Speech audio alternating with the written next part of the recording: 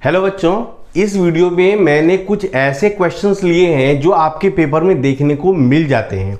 देखिए क्वेश्चन क्या है, write two features of image formed. आपको इमेज का जो है दो फीचर लिखना है। If magnification produced is -3, magnification produced की जो वैल्यू है वो क्या है -3। Also write the nature of mirror, और आपको बताना है कि मिरर जो है वो कौन से टाइप की मिरर है। अब देखिए इसको मैं एनालाइज कर रहा हूं ताकि जो इमेज है उसके दो फीचर मैं बता सकूं। सबसे पहली बात इसमें जो नोटिस करने लायक है वो क्या है कि यहां पर नेगेटिव वैल्यू गिवन है। यहां पर क्या गिवन है, नेगेटिव वैल्यू।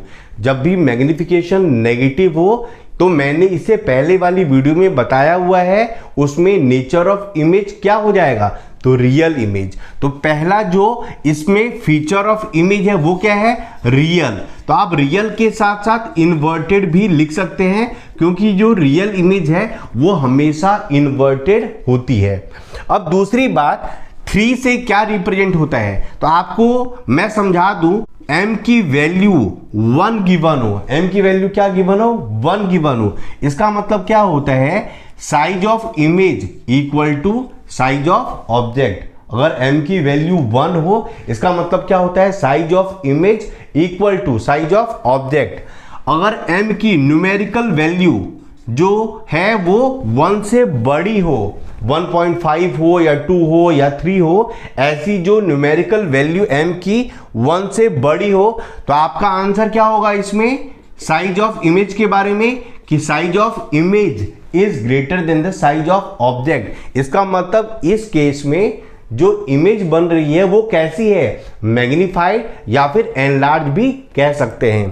थर्ड केस में अगर m की वैल्यू लेस देन 1 हो, m की जो न्यूमेरिकल वैल्यू है वो लेस देन 1 हो, जैसे 0.9, 0.8 ऐसा कुछ हो, तो आपका जो आंसर है वो क्या होगा, hi is less than ho। इसका मतलब क्या हुआ कि जो इमेज बन रही है वो कैसी है, डिमिनिश्ड। तो यहां पर आप देखेंगे क्या गिवन है, m की जो न्यूमेरिकल वैल्यू है वो क्या है, 1 से बड़ी, यानी ये वाला केस है। तो इसमें क्या है, कौन सी इमेज बन रही है, तो एनलार्ज इमेज फॉर्म होगी, क्योंकि m की जो नंबर वाली वैल्यू है वो 1 से बड़ी है। इस कारण से इस केस में एनलार्ज इमेज फॉर्म हो रही है। अब देखिए जो नेक्स्ट पार्ट है क्वेश्चन क्या, वो क्या है, right the nature of mirror, यानी काइंड ऑफ मिरर भी आपको बताना है। तो आपसे मैं पूछ रहा हूं, ऐसी कौन सी मिरर होती है जो रियल इमेज बनाती है, तो आपका आंसर क्या होगा, कॉनकेव मिरर। क्यों कि कॉन्वेक्स मिरर हमेशा वर्चुअल इमेज बनाती है, क्योंकि यहां पर नेगेटिव साइन गिवन है, तो आपका आंसर क्या हो जाएगा, कॉनकेव मिरर। तो इसका सेकंड पार्ट का आंसर क्या हो गया, the given mirror is concave mirror. तो ऐसे छोटे छोटे क्वेश्चन भी देखने को मिल जाते हैं आपके पेपर में। अब देखिए जो नेक्स्ट क्वेश्चन मैंने लिया है वो क्वेश्चन क्या है, magnification produced by the plane mirror is +1, what does this mean. यानी मैग्निफिकेशन जो प्लेन मिरर प्रोड्यूस करती है वो क्या होती है, +1। इसका क्या मतलब है, इस स्टेटमेंट से आप क्या समझते हैं, यही आपको बताना है।